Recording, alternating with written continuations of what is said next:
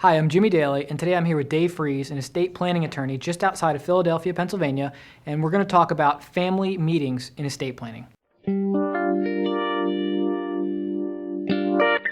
So Dave, what exactly is a family meeting in estate planning?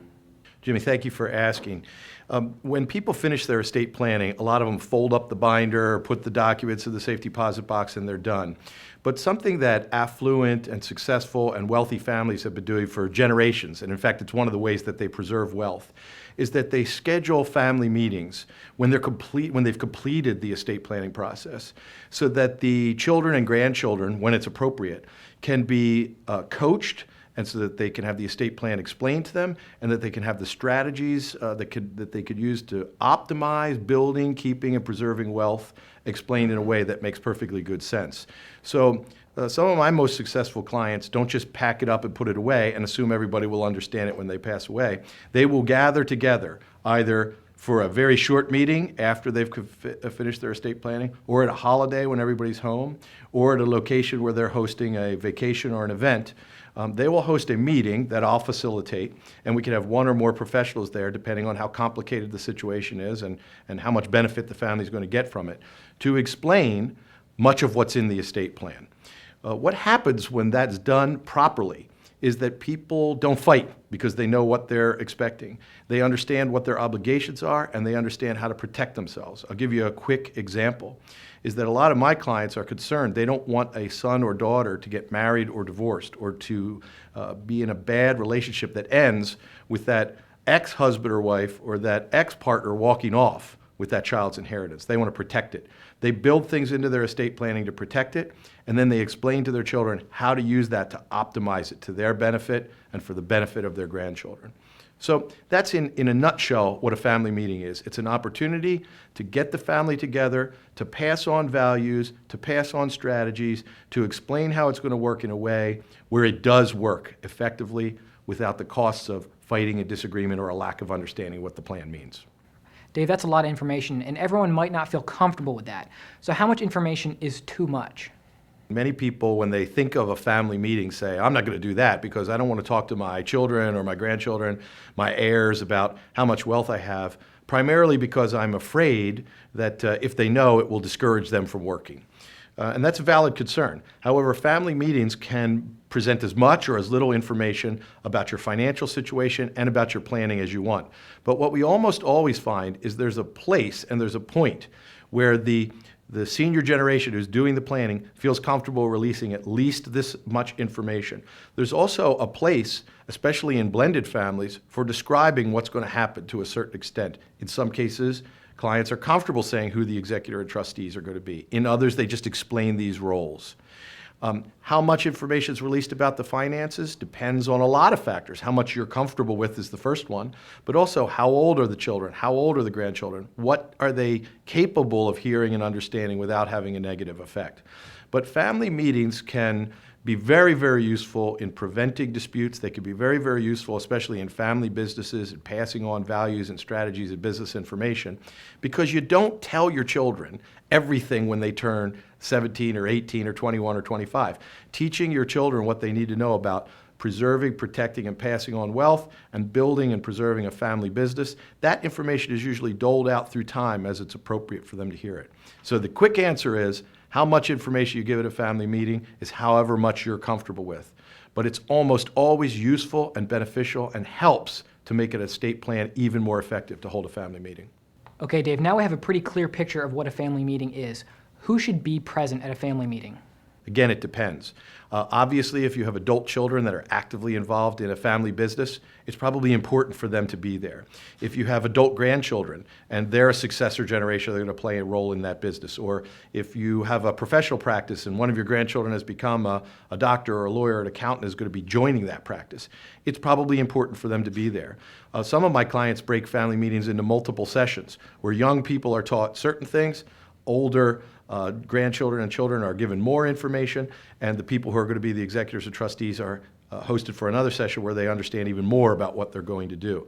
So who should be there and how much information they should get varies from family to family and from situation to situation, but we almost always want to have the adult children and grandchildren who are going to play a role in the family finances, family business, and preserving and protecting the wealth. Dave, this sounds, as you describe it, pretty expensive. Can you tell us what the appropriate cost should be for a family meeting? Family meetings can cost anywhere, in my experience, from a few $100s to $25,000 to $50,000. And prospective clients might hear that and roll their eyes and say, my goodness, why would I ever spend that much money? You can accomplish some of the goals less expensively. Often, if you have a family meeting moderated by an attorney and it's going to last an hour or two following your signing of the documents, that might only cost a few $1,000s. But many of my clients prefer to have a meeting where different age group people are given different information that's appropriate for them at their age and appropriate depending on how involved they are in a family business or a professional practice. Some of my clients like to have all the advisors there. They like to have their financial advisors there, their insurance advisors there. They like to have the accountants there and the lawyers. And we'll facilitate those meetings so that all the information is presented in a way that's easy to digest and understand and use, because these family meetings are designed to avoid problems and expense, not to create it. Where we have multiple people and a facilitator over a day, for example, and a lot of clients like to host these events at a destination. You know, for example, you're going to host everybody at a historic hotel or resort. Part of the price that the family pays for you flying them out there and spending that time and having a great time together, that could be Disney World, or it could be San Diego, or it could be any destination. The price that the family pays is they've got to come to one or more of these meetings. And those could be expensive because obviously you might have multiple advisors there or appearing there using some of the technology that we use by video. But the real question for people is, what can I afford to pay and what are the benefits? If you have a family meeting that you pay $5,000 or $10,000 for, and it teaches your children how to protect and preserve their assets using trusts so that if they get married and divorced, they don't lose that money in a divorce. If they are a physician or a professional in a professional practice and they get sued, that asset is protected. That expenditure might end up saving tens to hundreds to millions of dollars, tens of thousands to millions of dollars. If you have a blended family and you hold a family meeting where you describe and explain what's going to happen so it doesn't come as a shock to people and they understand and you build consensus, that might save a challenge, which could save hundreds of thousands to millions of dollars in attorney's fees. So it's like anything else. You don't pay for what you're not going to get value for. But if you think that your family would really benefit from one of these, that they would have a higher level of protection from divorce and lawsuits, that there'd be less likely to be a dispute, that they would understand how to pick advisors or financial advisors and keep the fees lower, that small expenditure up front could save many, many, many times what you spent on a family meeting. Now, Dave, this type of family meeting doesn't sound like it's for everyone. Can you tell us who it is for? Jimmy, you're right. It is expensive. So typically, this is for families who have a net worth in excess of $5 million. Now, I will say sometimes if a client has a single child and they're going to leave them $2 or $3 or $4 million, and that child has reached adulthood, or they're making special provisions for these kind of protective trusts, it might pay. It might make sense to have a brief meeting with one person there or have the advisors with the child there. But typically, this is where we have one or more children, especially those involved in a family business or a closely held business, often involving real estate or some production, where it's really vitally important to be able to continue that on for multiple generations. And they need to understand both aspects of the business and how to preserve and protect wealth. But once you get much above 5 million, you have a net worth of 10, 20, 30, 40, 50 million, then the expense of this, which seems large on the face of it, can yield enormously valuable results. And where you have multiple children or maybe multiple generations involved in a business or protecting and preserving wealth, just by avoiding disputes and just by them understanding how to use the trust and how to hire advisors and how to benchmark them and make sure that they're really earning their money, that could save, again, tens, hundreds of thousands of dollars or millions of dollars. So typically, you would see clients historically with a net worth in excess of $100 million doing this sort of thing.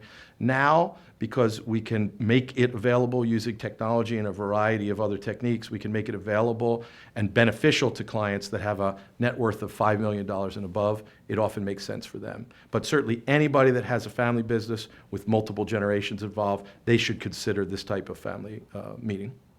On the other end of the spectrum, Dave, can you tell us who it's not right for? Sure. I mean, obviously, we're saying that if you have a net worth below $5 million, the cost of doing this might be prohibitive. Even there, though, what I would encourage clients and people doing planning that have a net worth of less than $5 million to do a very simple version of this. It's also not for people who are totally reluctant to release information. And there's nothing right or wrong about this, but some clients say, I'm not telling anybody anything about this. We do know that that can often cause trouble. It causes surprises. But if you're dedicated to not sharing information about your finances or about your estate plan in any way, shape, or form, this will make you uncomfortable. It's simply not for you. Sure, it might save your family a lot of grief and trouble and money down the road, but you have to feel comfortable with it. So it is not for you. Where somebody has a lot of net worth in a very simple structure, like a stock portfolio, many times they think it's not for them because they say this will be easy. But teaching a child how to protect and preserve that from all these risks, and how to hire the right advisors and fire advisors, and when and under what circumstances, and how to price it, that really could be for you. So a lot of people think that's not for me, and it might be. I would say it's less common for somebody who has only one child to go to these kind of elaborate lengths to educate them. I would also say that if you don't have a systematic understanding of your own business that you could explain and teach to children and grandchildren, it's probably not for you. You need to really get to that point where you've developed an understanding of what it is that you do and how you built your wealth.